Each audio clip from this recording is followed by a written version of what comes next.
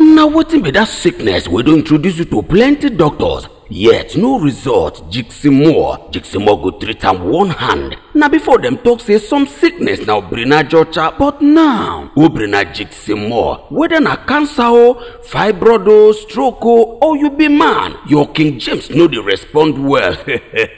Use Jiximore product because e no dey fear any sickness at all. No let any yeye sickness send you to early grave. My brother, no gree for any sickness o. No allow anybody deceive you. If no be Jiximore natural product, no drink am at all.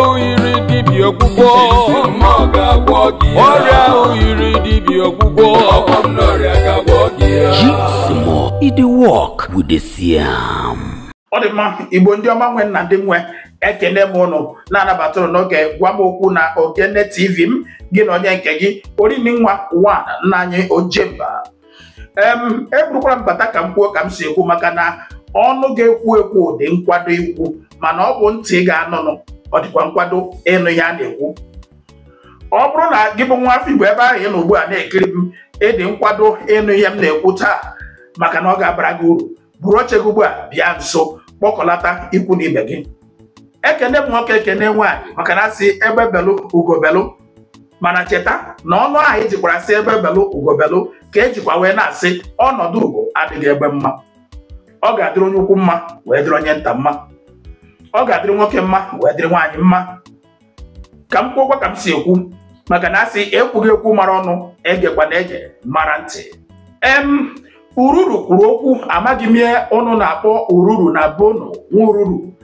Ọ bụ ihe anyị na-akpọ ya bụ anụmanụ dịka ọcha ma ọ bụ uze, mana nke a na-akpọ ya ururu maka na Igbo niile na-asụ n'olu n'olu mana ha kwa ụkwara ọ bụrụ ofu. Eji wee sị na nkụ nọ na mba na-eghere mba nne. Anyị na-akpọ ya ururu. Ururu si na ya mụchakwara onye ahụ gbagburu ya n'ime ọhịa, kama na ọ bụ onye nke ahụ asị ekwele ya ala ọkwa ifugo ya. Ọ bụrụkwa na gị chụ ịtụ ụdị ilu a n'ụzọ aghụghọ, ifedisi na ya fụchakwara osokompi oyoyo na-ewe ya iwe mana nke na-ewute ya bụ akpa King James na-akụzi ụra pawa na ọ bụ gịnị na-ese. Ihe m ji were ilu a wee malite bụ na agwago m na ọtụtụ mgbe ka anyị bụ Igbo na-afụta ndị si na mpaghara ndị ugwu dịka ndị na-amaghị ya, mana n'eziokwu abịa na ihe banyere politiks na politiki nọ n'ime ya, ndị a bụ ya n'isi, ndị a ka anyị wee mara. Maka na asị onye fụ onye ka ya ekweta ma onye aka ya, ọgụ egwu hụ onye ka ya agụ ya ekwebe. Ifuru ihe banyere politiki na politiki ndị ugwu ka anyị ya wee mara, ha ekwu ya ka nwa, ha ebu isi ya. Otu ihe na-ewute m taa bụ ihe banyere ụfọdụ ndị politishan ndị Igbo, ya bụ South East politicians, na ndị a achọghị igwe onwe ha eziokwu. Ndị a dịka mmadụ ịfụchara ụzọ wee banye ime ọhịa. Ndị a dịka onye fụchara ọnụ nnụnụ na-ajụ kedu ebe o si eri nri. South East politicians dịka onye jeru n'ala ndị mmụọ na-ajụ ma ndị nwụrụ anwụ ọnọkwa ebe ahụ. Maka ọ bụrụ na ndị a ga-agwa onwe ha eziokwu ma ọ bụ kwere n'eziokwu onye ndu Nnamdi Kanu na-ekwu, ha ga-ama n'eziokwu na ifuru ndị a bụ ndị ugwu, ifuru ndị a bụ ndị ọkpụkpụ ka ịkpụ isi n'ala nọ ndị a nwe obodo a. Ihe ha na-eme anyị nwa bụ ndị mpaghara ndị ọzọ bụ ka na-eme anya na-ekpu anya ụrụ mekwara na mgbe ọbụla ị ga-afụ onye Igbo ọbụla tụmadị ndị ke na politiks, ha dị nkwado ịga na-arachasị ndị a ike, ịga na-agbara ndị a obodo iji nweta ihe ha na-achọ. Mana o nwere ụmụ ihe ole ma ole m ga-egosi ụlọ ebe a taa ka ụnụ wee fụrụ na ekweghị ekwe ga-ekwe n'isi ekwere. Ifuru ndị South East politicians ndị a, South East governors ndị a na-achọghị iji ntị anụ eziokwu n'ihi ha na-afọta ihe afọnye n'ọnụ. Ọ gbaju ụdọrọ, ọ ga-ekusi onye ukwu kusi onye nta. Ọ bụrụ na gị bịa n'obodo a bụ Naijiria taa, lee anya na ụfọdụ ihe ndị na-eme na ogige ebe a, ị ga-afụ nụrụkwa ụfọdụ ihe megụrụnụ taa bụ nke ị ga-eji wee mara na ndị a maka esi egwu ya bụ okwe. Tupu m aga n'iru, ọ ga-amasị m ka m jụke na ajụjụ a. Ọ bụrụ na unu ga-echeta na mgbe gara aga o nwere ụfọdụ ụmụ okoro na agbọghọbịa ọbụla ndị nne mmadụ ekpokọtasịrị na steeti niile dị iche iche n'ala Igbo tụmadị na Anambra, kpokọsịa ha etu a wee sị na ha bụ ndị IPOB. Asị m ka m jụọ taa, ndị a niile akpọkọchara mgbe aha, kedu ebe ha nọ ugbu a? Ahara ha aha ka egburu ha egbu, ka mara ha ikpe, ha nọ n'ụlọ nga? Kedu ojije nọla ha ugbu a? O nwere ihe m ji jụọ ajụjụ a, tụọ ntị n'ala ka ị nụrụ ụrịa danda marịzie ihe m ji wee jụọ ajụjụ a. Imerime n'ime ndị a ekpokọrọla, anyị nụrụ kepu na gị bịa na Ọkụzụ police station, ebe ahụ bụ ebe ụfọdụ n'ime ha a na-ememila ha dịka ebe a na-ememila ndị mere arụ na mbụ. Tata ụfọdụ ndị mmadụ emie n'ala, ndị nwe ha chọkọtara ha ike agwụ, ha ekuru nkịta ha n'ahụ. Mana ọ bụrụ na gị ile anya na obodo a bụ Naijiria taa, ọ bụrụ na ị nwere idea, ọ bụrụ na ịnụgo ya, ị ga-anụ na ọ nwere kepu ma ọ bụkwa n'ihe ngosi efụgasịrị n'ihu akwụkwọ banyere ụmụaka ndị egosipụtara na ihu akwụkwọ, na ndị a bụ ndị gọọmenti jidere si na ha chọrọ ịnapụ ha ọkwa, ya bụ ịkọmiti treason. Ụdị ihe enyi asịkwa onye ndị Nnamdi Kanu kọmitiri. O nwere ihe m ga-egosi unu ebe a taa ka unu mara na o nwere ihe a na-agwa nwaanyị si agwakwala di ya. Ndị a kpuru anyị ụrụ maka na ha maara ka esi egwu politiki. Mana mgbe anyị ejidegasịrị ndị a niile kpọkọrọ n'ala Igbo na ha bụ ndị IPOB, amara m ọkwere onye kwuru okwu ya, amara m ọkwere ụlọ nta akụkọ kwuru okwu ya, amara m ọkwere ụlọ mgbasa ozi tinyere ọnụ na ya. Ana m atakwa ha ụta maka na asị onye na-egbu ya na-eze isi ya. Ikekwa ha machara ihe ha kara ikwu mgbe aha maọbụ ihe ha kara ide, mana onye kwuonu apịnyụọ ya ka ọkụ, ha werezie nganga wee gbara ehi ọsọ. Mana ụfọdụ n'ime anyị akpọọla n'isi chere nga, onwezi ihe anyị ji onwe anyị eme. Onye ekwu eziokwu ọ ga-anwụ, onye na-ekwughị eziokwu ọ ga-anwụ. Ọ kazienụ mma na ikwuru eziokwu wee nwụọ, maka na ọbụladị onye ahụ ga-egbu gị otu ụbọchị ga-abụrịrị nke ya, ọ ga-anwụrịrị. Onweghị onye ga-abụ isi tọ n'elu ụwa. Ọ bụrụ na unu ga-echeta na onye ndu Nnamdi Kanu nọ na-atụ aka na ntị, nọ na-ama ya bụ ọkwa, nọ na-eti ya bụ mkpu na ndị ya bụ ndị mpaghara ebe ni ndị okpukpere ụka ịkpụ isi n'ala, na ihe niile ha na-agbakiri ala bụ ime ka obodo a bụ Naijiria bụrụ obodo na-akpụ isi n'ala, Islamic country. Onye ọbụla nwere eduku uche ya ugbu a tụlee ma lee, mara ma nwere eziokwu dị n'ime ya site na ihe na-aga n'obodo a bụ Naijiria taa. Ka o kwuchara ya bụ ihe, imerime n'ime ndị South East politicians ndị a bụ ọsụre jiri shikwa aka na-achọghị iji nta n'eziokwu anụghị ihe ọ na-ekwu. Mana tata anyị ejigo obere na-aga ya bụ ije. Ụnụ mana asị na a na-esite n'ịmata anwụ wee baa n'ime ahịa, ọ na ha emezu. Ọ nwere ihe ndị m ga-egosi ụnụ ebe a taa ka ụnụ nụrụ n'ọnụ ndị maara nke ebe eziokwu, n'ọnụ ndị makwaranụ na ihe dị etu a bụ atụmatụ maọbụ ebumnobi ndị a bụ n'obi. Aga m egosipụta ụnụ ebe a taa ka ụnụ nụrụ nke ebe eziokwu. O nwekwara obere ihe m ga-egosi ụnụ ebe a, dịka m kwuburu na mbụ, ihe banyere ụmụaka ndị ahụ egosipụtara mgbe aha na ọ bụ ndị emere arrest kpọrọ gaa n'ụlọ ikpe. Ikekwa mgbe ahụ egosiri ha, onye ọbụla bụ mmadụ nwere eduku uche ga-asị hewo ụmụaka epekanụ, kedu ihe eji ebe ụdị ebubo dị etu a emesịasị ngwa ka aha. Ihe m ga-egosi ụnụ ebe a taa ka ụnụ wee fụrụ na ihe aka ilu dara n'ọnụ abụghị ihe ọtọrọ. Kirie na ugbu a dịka m na-egosi ụnụ, were na anya ụnụ na-ekere ndị egosiri anyị n'ihu akwụkwọ na ọ bụ ndị gọọmenti jidere. Werekwa na anya ụnụ ugbu a kiriezi ndị a hapụrụ ahapụ na ọ bụ ndị ereliziri. Ka ụnụ fụ na ihe ndị a mere bụ ikpu ndị mmadụ ụrụ. Onye ọbụla sị hapụnụ ha na ha bụ ụmụaka. Lee ndị agha ndị a ugbu a na ndị nke asị ọ bụ ndị ejidere, o nwere ihe dị iche ịfụga n'ime ya.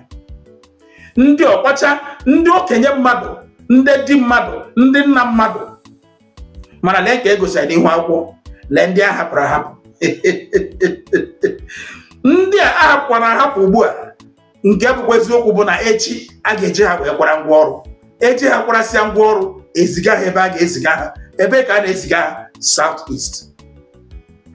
Mana South East politicians achọghị iji ntị anụ ụdị eziokwu dị etu a. Ahaala ndị a ugbu a ma na-ajụzisi ndị nke ahụ egidogasịrị mgbe ahụ akpọkọchara na mgbe ahụ si na ha bụ IPOB members. Onwekwa onye ga-asị ka aha, onwekwa onye na-ajụ kedu ọnọdụ ha ugbu a, kedu ebe ha nọ, gịnị ka emere ha. Aga m egosikwa ụnụ taa na ọbụladị ihe anyị nọkwa na-ekwu na ikekwa ụfọdụ n'ime ha amaghị ihe a na-eme, mana nke ebe eziokwu bụ na ha amacha ihe ha na-eme. Ndị a na-eme ihe Igbo na-asị a na-ama dara ọchị n'ala, ọ naghị egbu ka mmanya. Ndị a ma emege ihe ha mere, ọ bụrụ na ha amaghị ihe ha na-eme. Nwatakịrị ọbụla ịfụrụ taa mara aha nne na nna ya, mommy na daddy bụ respect. Ndị a macha ihe ha na-eme, maka ihe m ga-egosipụta ụnụ ebe a taa. Ụnụ esi n'ọnụ otu nwanne anyị nwoke bụ honorable wee nụrụ ya, ka ụnụ ga-eji mara na ndị amatị nke ebe eziokwu. Ma nụrụkwa ebe a kwechiri ebe ha nọ. Ije ekweghị ọgụga, okweghị ọlụla, ha kwụrụ ofu ebe. Ọkụ Igbo na-ekwu okwu wee sị onye ebe ọ nọ na-adịghị mma ya nọgharịa. Kedu ihe mmadụ ga-eji were anya iwere na-eku nwa ikpechi? Mana Igbo na-asị anaghị eji iwere elu ụkwara. Tata Igbo na-ejizi iwere elu ụkwara, Igbo na-eji iwere eku nwa ikpechi gbara. Aga m egosi unu ji anya unu wee fụrụ ya. N'ịgwa gị nke bụ eziokwu, ịma Igbo na-asị ọ naghị adị mma ịnọ ebe a na-agba afa ọkụkọ eji achụ aja anwụọ. Ka mmadụ nọ na-ekele Maria, ndị ọzọ ejupụta na Gracia. Ka m gosipụta ụmụ ihe ndị a ka unu ji anya unu wee kirie ya. Ọrịa ahụ yiri dibịa ọgwụgwọ, ọrịa ahụ yiri dibịa ọgwụgwọ, Now wetin be the name of that sickness we don introduce you to plenty doctors, still yet no result? Jiximore, e go treat am one hand. Na before dem talk say some sickness na obrina chocha, but now obrina Jiximore, whether na cancer o, fibroid o, stroke o, or you be man, your King James no dey respond well.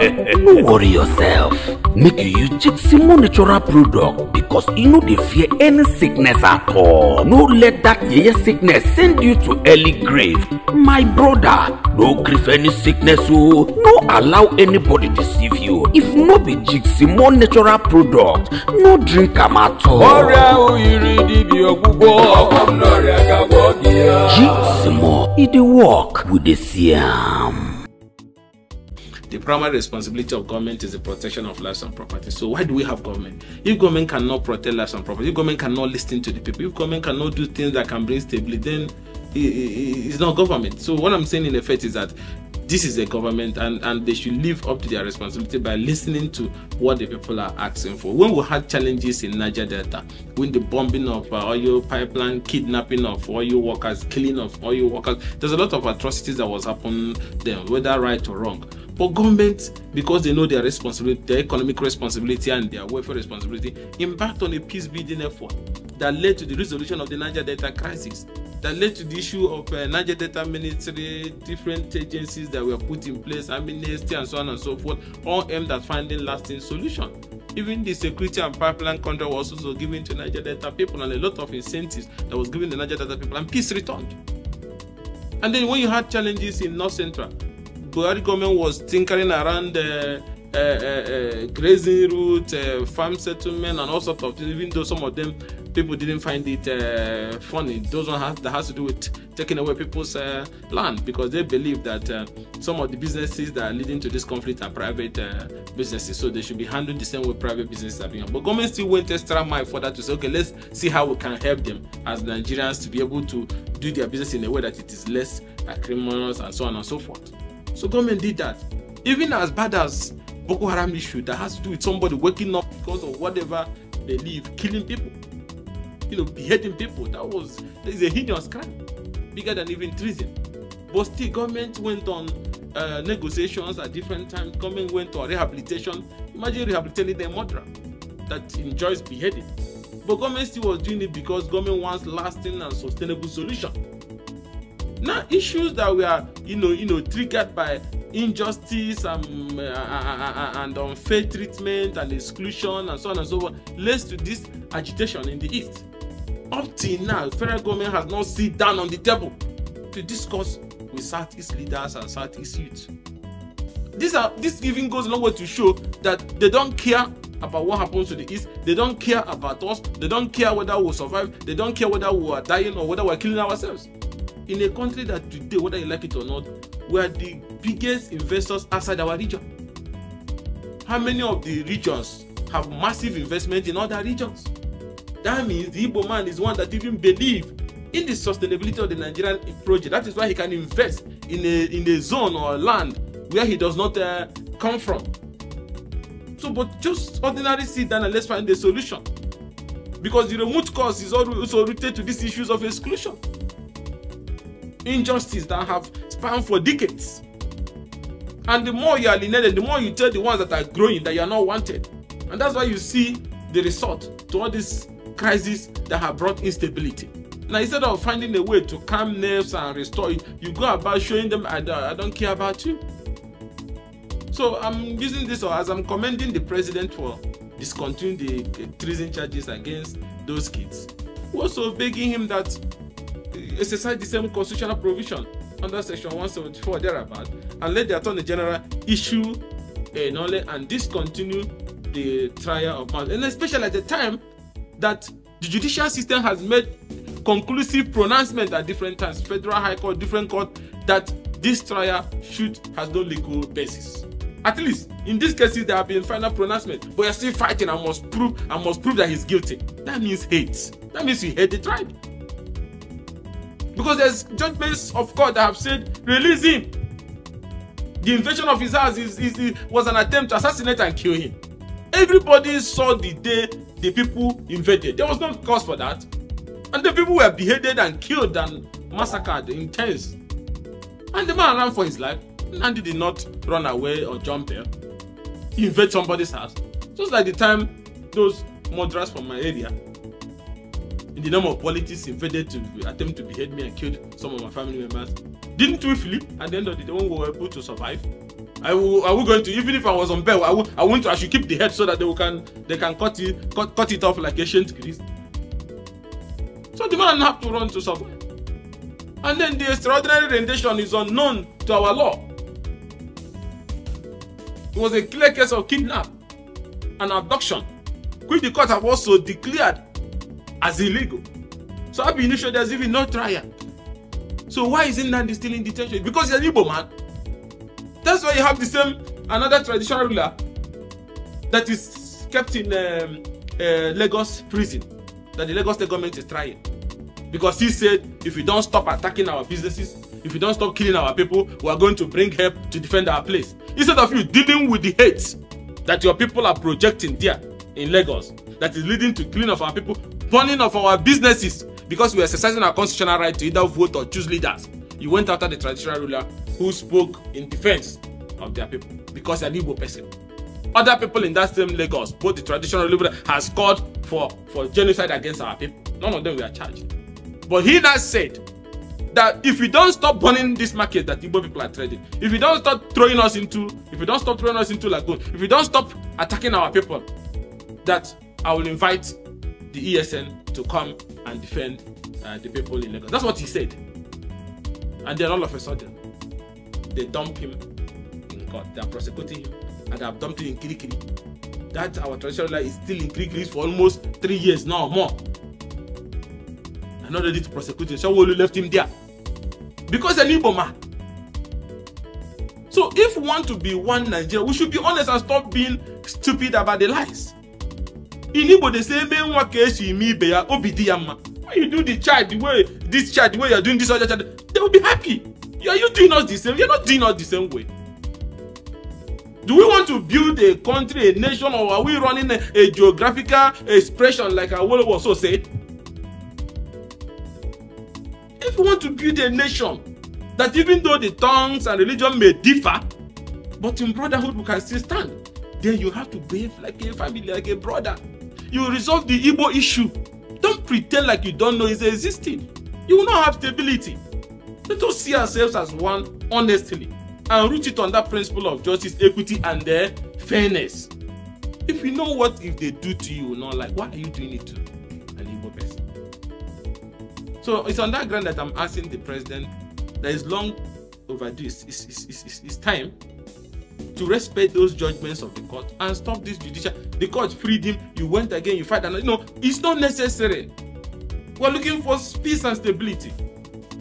70% of our people today will take Mr. President seriously when he talks about. 70% of our people believe that if President wants us to take him serious, he should first of all release Mazi Nnamdi Kanu and find a way to go to the table to find a permanent political solution to the challenges facing our people. Then we can take him serious. That's the way our people feel. Any of the Igbo leaders can come to Abuja and be lying to him. Those ones I call outlaws. They can be saying all sorts of nonsense, but down there in our place, they want this issue resolved so that our people can now pick up what is left of their lives and move on. Because this issue is causing instability in our place. Farming activities is zero. Businesses are going down. Most people are no longer returning back. So resolving it starts with, okay, political solution, we'll give him bail. Then we'll go to the table and look at the issue. There's issues that led to those agitation.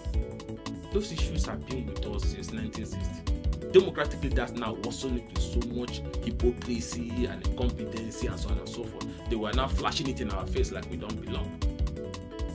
It's not about Nnamdi Kanu.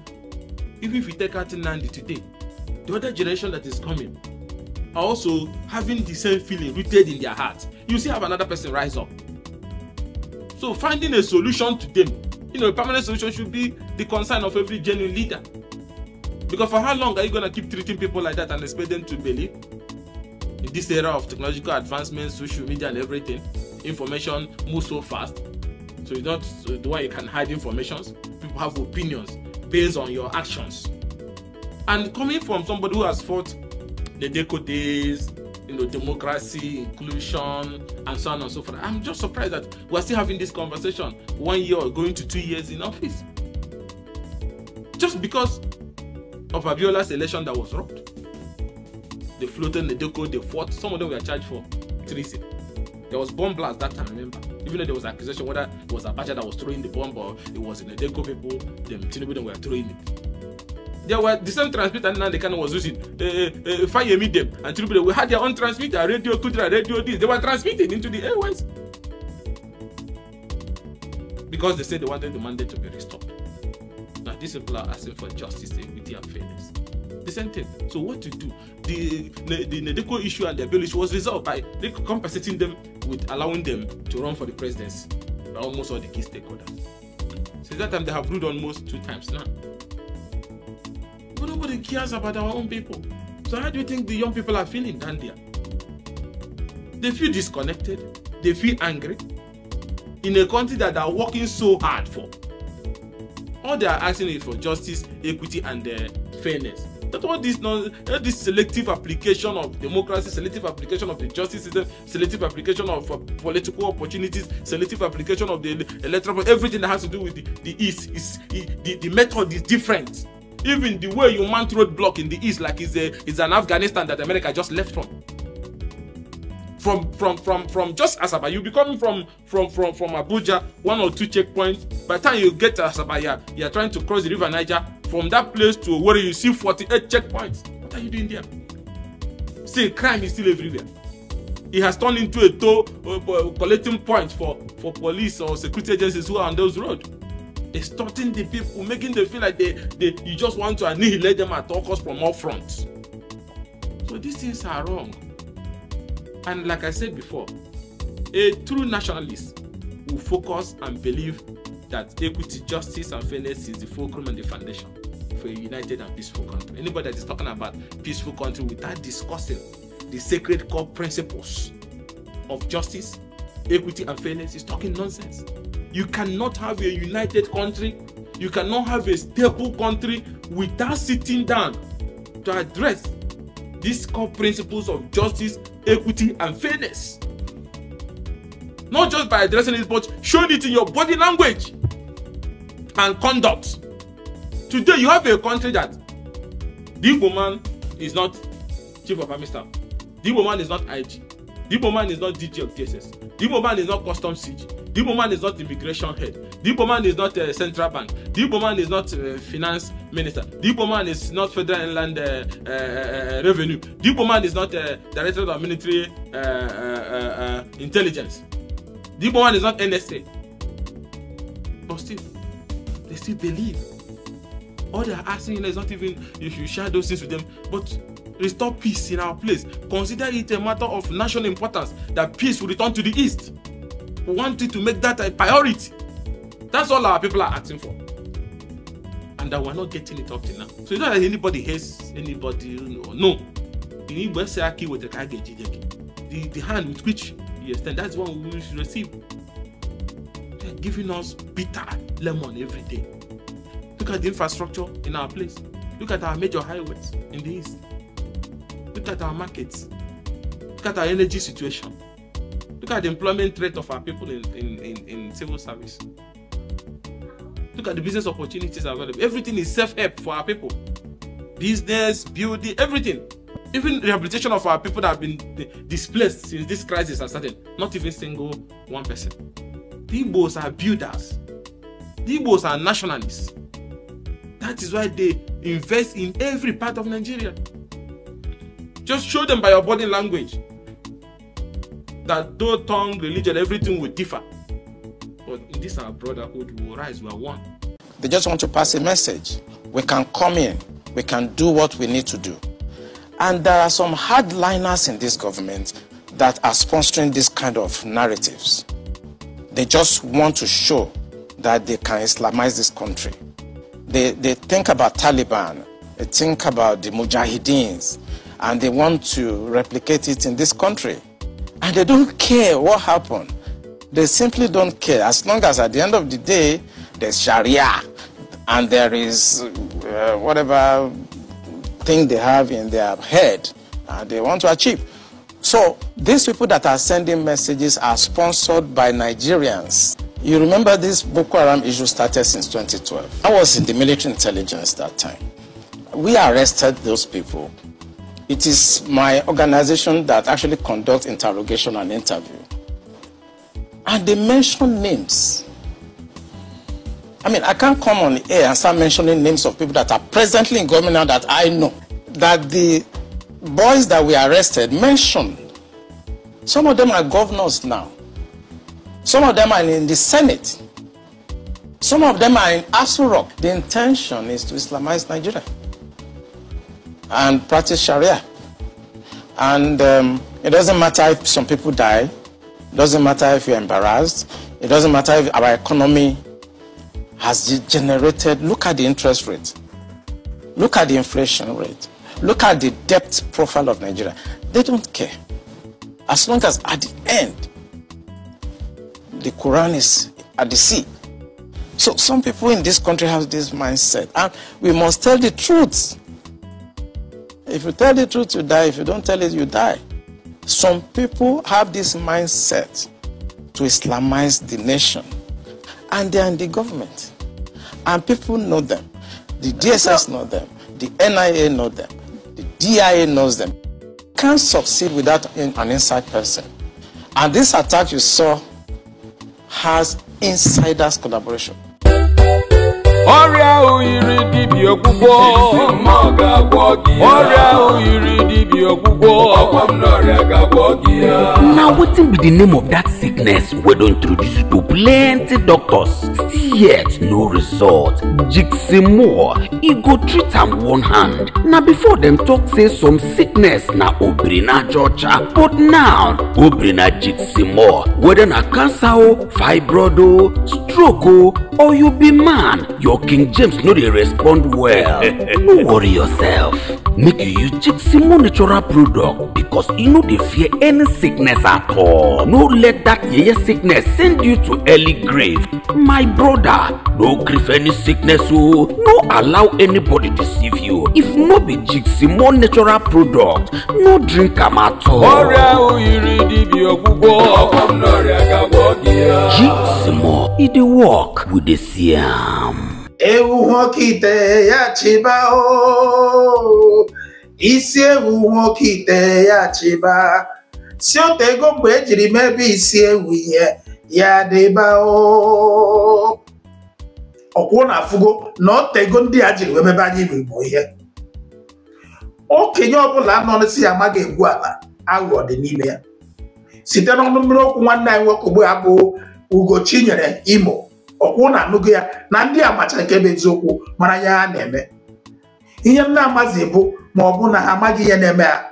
Maka ọ bụrụ na unu macha ụdị eziokwu dị etu a, kedụzi ihe mere na unu enweghị ike isi kama ihe siri n'ọkụ na-agaghị eye nkụ nọ n'ọhịa ya gwụ ọkwa gị ji ọnụ gbogbo abụọ ya na-eme nwata ka e mere ibe ya obi adị ya mma. Kemgbe ahụ a na-emekwa na ụmụaka ndị ọzọ ihe ọzọ na-eme ụnụ ihe ọzọ ka ezi ihe obi ji ka dịkwa ụnụ mma. Maka ọ bụrụ na obi adịghị ụnụ mma, ụnụ akarị nọ na-agbara ha odibo. Mana nsogbu adịghị. Ọ bụghị m na-eme onye igwe mgbe ọ pụrụ n'ugwu. Agwago m ụnụ na ngụrụ onye nwere ka o ji eko. Ngụrụ ndị Igbo nwere bụ etu onye ndu Nnamdi Kanu nọ, mana ọ na-asị ka ngụrụ akwa. Nsogbu adịghị. Ọkwa ọ na-abụ mmiri zobe ewere ombrela wee chee mmiri. Mana mmiri gbachaghị etu a ife ebe a ga-atụkego ombrela ahụ. Mgbe ụfọdụ ombrela iji si na be gị nche mmiri iji si na be gị wee chere mmiri ruo ebe ị na-aga. Iruzi ebe ahụ mmiri gbachaa ga-edebe ofu ebe mgbe ụfọdụ echefuo ya ebe ahụ ya labaziela ruo gasị echefuola m nche mmiri m ọ dịzie gị ka ọ baghị uru. Onye isi ga-ekpu isi ihe karịrị 10 afọ abụọ ma ọ bụ 3 were mkpa osisi na-eje ije. Mkpa osisi ahụ na-edu ya na-ahaziri ya ụzọ. Ụbọchị anya mepere o ji afụ ụzọ, ihe izu ọ ga-ebu ụzọ atụfu bụ mkpa osisi ahụ. Mkpa osisi ahụ nọ na-edu ya o ji wee na-afụrụ onwe ya na-ahaziri onwe ya ụzọ 10 afọ ole ma ole, anya emepe ya ọ tụfuo ya. Nsogbu adịghị. Nwaanyị otulukwu ọ ga-ama ihe ọ mụrụ onwe ya mgbe ọsọ so. Ndị a ga-emegide anyị bụ Igbo ihe n'obodo a, ọkwa n'obodo a bụ Naijiria. Unu eji anya unu wee fụzie ma kwerere eziokwu na ndị a kpọrọ anyị bụ Igbo ụgwọ nkịta kpọrọ shie ehi. Na ndị unu na-eche na anyị na ha akwụ na ọ bụghị anyị na ha akwụ. Na ndị a unu chere na ụnụ ha so na-achụ ele otegori ha kwere na ụkwụ ụnụ dịzi ka ụkwụ ele. Ndị a unu na-ata abụ n'obi nọ na-ata na-abụkpọchi ụnụ anya, ụnụ achọghị ịnụ ntị belụsọ mgbe anya aha pịara. Nsogbu adịghị. Ekwuola m ka m si ekwu, okwu dị gị mma gbara ịja. Ọ gaghị adị mma akwara mmadụ aka egosi ebe ọ ga-ada. Biko tupu m esi ebe a pụọ na agba m okwu nke ụbọchị taa na Ogene TV m, ọ bụ na tata bụ izizi ikiri ọnọkọ a dịka nwa afọ Igbo, gbaa mbọ metụrụ m aka ebe ahụ edere sọskraịbụ ọ na chanel a. Ka ị na-asọskraịbụ ka agba mbọ tụsara m ozi a ka o ruo ụmụafọ Igbo niile ntị. Onye fụ ibe ya afụ. Ka mmetụkwa aka na ihe banyere ọgwọ na ọrịa ya bụ Miracle in a Bottle Jiximo. Otegori m kwere okwu ya, aga m ekwute ya aka na nkịta maka na asị agbakarịa afa ntị echie ndị mmụọ ndị ma n'ụwa. Mana ihe m ga-agwa gị ebe a taa bụ onwe ihe ịchọ ka mụ na gị karịa banyere ya bụ ọgwụ, banyere ọrịa ahụ i chere na anaghị agwọ ya agwọ. Ọ na-anụgo ya n'ozi ndị ezipụtara na ya bụ Jiximo ga-agwọ ya. Ihe ọbụla ịchọ ka mụ na gị karịa, ebe ọbụla ịchọrọ ka ezitere gị ya bụ ọgwụ n'okpuru anyanwụ a n'ụwa nke a Chineke kere eke, ọ bụrụ ebe a ga-ezite ya aga m agwa gị. Ọ bụrụ steeti ndị ma ọ bụ obodo ndị na-achọghị ịnabata ụdị ihe a, aga m emegwa gị mara. So ihe ị ga-eme bụ kpọọ m n'ekwentị ma ọ bụ zibatara m WhatsApp meseji, maka na okwu anaghị anọ n'afọ ajọ njọ, nshi anaghị anọ n'afọ eshi ushi. Ọ mgbe anyị pụtara anyị pụta kwupụtagoro ya bụ okwu, anyị akpawazie ya mara ji ga n'ubi na nke ga n'ọba. Imerime ndị na-asịkwanụ na kedu ka a ga-eji gụọ ọgwụ ego ole dị etu a werezie ego ole dị etu a bute ya mba ofesi.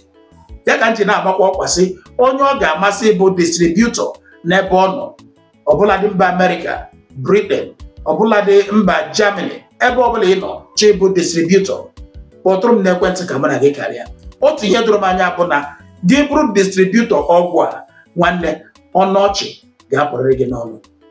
ọ dị mma ka m si ebe a na-apụ ugbu a akala m ụkwa jee eze nwanza gbalụ ọbara ka eko ya ha onwezi ọzọ ịchọ ka m na gị karịa zibatara m ozi na WhatsApp meseji ị na-afụ n'ekwentị gị ma ọ bụ kpọọ m akpọ ka mụ na gị karịa. Ana m asịzi ụnụ ụbọchị a ga-akpụ isi ka akpụ afọ ọnụ. Ụmụ nwoke ibe m ihe mekwuru na ebe unu na-eshi anyụ mmamịrị unu asị m bụ ise ga-emesịa m.